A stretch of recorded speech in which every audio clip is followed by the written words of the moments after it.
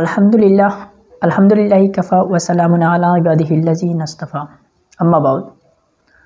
দেশ এবং দেশের বাইরে থেকে যারা আজকে আমার এই ছোট্ট ইসলামিক ভিডিওটি দেখছেন, আপনারা সকলকে আন্তরিক শুভেচ্ছা এবং অভিনন্দন। অনেকদিন যাবত হয়ে গেছে আপনাদের সামনে according to related of Islamic related video আপনাদের সামনে আমি আপলোড করতে পারি না। আসলে কী হয়েছে, আপনারা অনেকে জানেন আমার এক্সাম, সেই জন্য আমি ভালো করে ইউটিউবে কাজ করতে পারি না এবং চ্যানেলে কাজ করতে পারি না, এবং নতুন আমি যে পেজটি খুলেছি ফেসবুক, সেটাতেও কিন্তু কাজ করতে পারি না।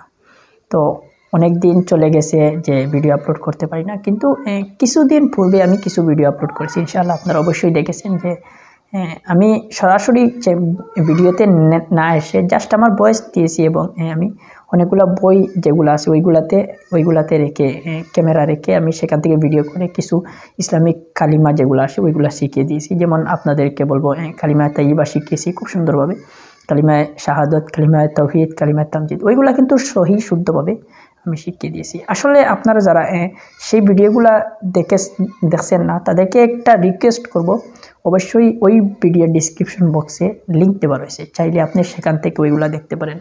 আর আপনারা আপনাদের মতামতটা আমাকে জানাবেন যে আমি যদি এইভাবে করে ভিডিও আপলোড করি যে আমি আমার ফেসটা নিয়ে না এসে আমার ভয়েসটা দিয়ে দেই, এবং তার সাথে কিতাব থেকে সরাসরি ইসলামিক অনেকগুলো ফজিলতপূর্ণ আমল, দোয়া, ওইগুলা যদি আপলোড করি, তাহলে যে আমার চিন্তাধারা থেকে আমি বলতে পারি যে অনেক ভালো হবে।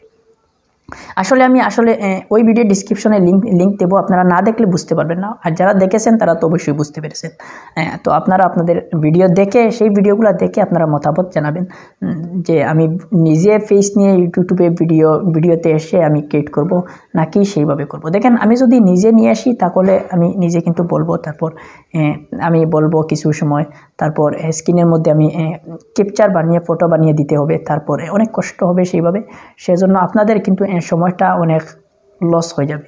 কিন্তু কিছু আবার টপিকস রয়েছে যেগুলো নিজে ফেস নিয়ে এসে নিজে যদি ভিডিও বানিয়ে দিই, তাহলে ওইগুলো অনেক ভালো হবে। কিছু এক্সপ্লেনেশন রয়েছে ইসলামিক, যেগুলো অনেক সুন্দর সুন্দর কিছু টপিকস আছে, সেগুলো কিন্তু আসলে এরকম না। কিন্তু আমি যে কথাগুলো বলতেছি সেইগুলো হলো ওই যে আমরা যে কালিমা রয়েছে, ওই কালিমা, কিছু ইসলামিক রিলেটেড দোয়া, এবং অনেক নামাজের নিয়ত, বিশেষ করে আমরা যে নামাজ পড়ি, নামাজের মধ্যে কী কী পড়তে হয়, কী কী তাসবিহ পড়তে হয়, ওইগুলো কিন্তু একদম আপনাদের সামনে চোখের সামনে ভিডিওতে নিয়ে এসে আমি মুক্তি বলবো, আপনারা চোখ দিয়ে ভালো করে দেখবেন, শিখতে পারবেন। তার সাথে যদি আমি ওইগুলোর অর্থও দিয়ে দিই, তাহলে অনেক ভালো হবে, আরও ভালো হবে, যাতে আপনারা সহি শুদ্ধভাবে জানতে পারেন, আপনারা শিখতে পারেন। আমি অনেক স্টাডি করে পেয়েছি যে আমি নিজে, আমার কাছে যে অনেক ভুল ছিল যে আমরা ছোটকাল মক্তবের মধ্যে ওইগুলো পড়াশোনা করেছি। সবাই সেটা কি করে, মক্তবের মধ্যে সবাই পড়াশোনা করে, কিন্তু সেখানে তো আসলে আমাদের যিনি মেসাব রয়েছেন বা যিনি ইমাম রয়েছেন, তিনি আমাদেরকে শিখান, তিনিও মুখ দিয়ে বলেন, আসলে তিনি কিন্তু সহি শুদ্ধ বলেন, কিন্তু আমরা ছোটোকালে তো আসলে সহি শুদ্ধ সেটা বুঝি না, যেভাবে বলেন আমরা কিছুটা বদলে নিজে হ্যাবিট বানিয়ে নিজে সেটা কিন্তু মুখস্থ করি। সের মধ্যে কিন্তু অনেক ভুল থাকে, যেটা আমি আমার 80% পড়ার মধ্যে, আমার 80% মুখস্থের এই মক্তবের পড়ার মধ্যে আমি নিজে ভুল পেয়েছি। সেজন্য আমি তারপর যখন কিতাব দেখলাম যে কোথায় আমি কিভাবে শিখেছি আর কোথায় কিভাবে হয়েছে, সেই জন্য আমি চিন্তাধারা করেছি যে আপনাদের সামনে ওইগুলো প্রত্যেক জিনিসগুলো যেভাবে স্ক্রিনে নিয়ে আসবো, আপনারা চোখে দেখবেন, নিজে দেখবেন, অবশ্যই শিখতে পারবেন। ওইভাবে হলে অনেক ভালো হবে।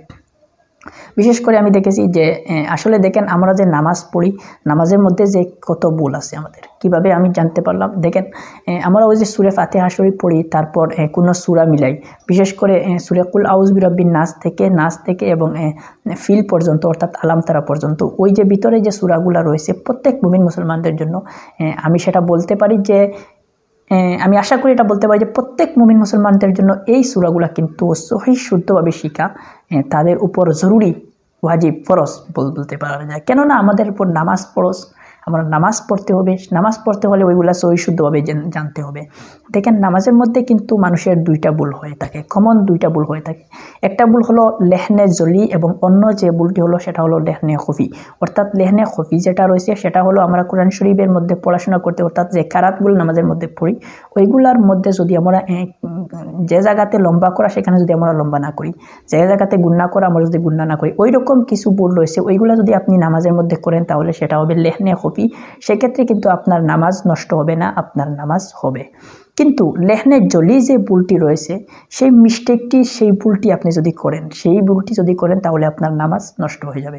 আসলে সেই ভুলটি কি আমি আপনাদেরকে একটু এক্সপ্লেন করার চেষ্টা করছি। দেখেন সেই ভুলটি হলো অনেক সময় আমরা যে সময় আমরা উচ্চারণ করি সে সময় যদি এই কেরাতের উচ্চারণের কোনো একটি হরফকে যদি আমরা বদলে ফেলি, আওয়াজটা যদি এমনভাবে করি যাতে এক হরফের জায়গায় অন্য হরফ উচ্চারণ হয়েছে, সেই ক্ষেত্রে আমরা বলতে পারি যে এইভাবে যদি অনেক কিছু রয়েছে, এক্সাম্পল স্বরূপ আমি আপনাদেরকে সেটা সামনে দিচ্ছি না, যে কিছু আয়াত এমন রয়েছে যেগুলাতে একটা অক্ষর একটা হরফ, আরবিতে আপনি যদি একটা জবর, একটা জের, একটা পেশ, একটা সুকুন, আপনি কোনো কিছু যদি আপনি কি করেন বদলে ফেলেন বা ছেড়ে দেন, তাহলে অর্থ কিন্তু সমস্ত পাল্টে যায়।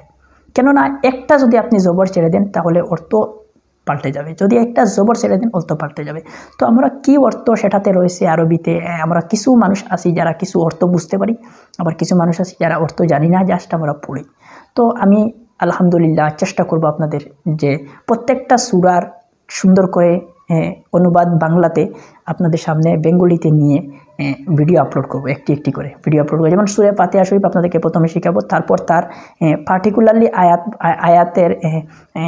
বাই আয়াত আপনাদেরকে অর্থ বলে দেবো, তার সাথে কিভাবে সূরা এসেছে, কিভাবে শানে নুজুল এসেছে সেইভাবে আপলোড করব। কিন্তু আমি একটু সময় চেয়েছি যে জাস্ট আমার এক্সাম শেষ হবে, তারপর আমি ইউটিউবে কাজ করব আলহামদুলিল্লাহ খুব সুন্দরভাবে।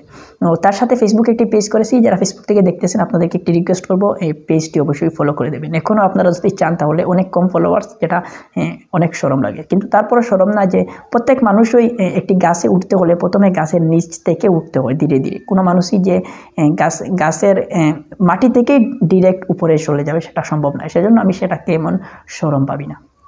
তো যাই হোক, আসুন আমি বলতেছি যে ওই ভুল যদি আপনি করেন, যে হরফ যদি বদলে ফেলেন তাহলে আপনার নামাজ নষ্ট হবে, এবং ওই ধরনের ভুলকে বলে লেহনে খফি, লেহনে জলি বলে। কিন্তু লেহনে জলি যদি আমরা ভুল করে থাকি আমাদের নামাজ হবে না। সেজন্য আমরা ওই যে অনেক সূরা, যেমন সূরা ফাতিহা শরীফ, সূরা নাস, ফালাক, সূরা কুল, এবং ওই যেগুলা রয়েছে ওইগুলাতে আমাদের কিন্তু 100% মানুষের ভুল থাকতে পারে। কিছু সময় আমি বলেছিলাম যে 90% মানুষের ভুল থাকে। এখন আমি বলতে পারি যে ওই সূরাগুলোর মধ্যে আমরা নর্মাল যারা মানুষ রয়েছি, আসলে মাদ্রাসাতে পড়াশোনা করি না, কোরআন ভালো করে দেখেছি না, কোরআন ভালো করে পড়ছি না, এই ধরনের মানুষের আমাদের কিন্তু 90% আমাদের ভুল থাকে।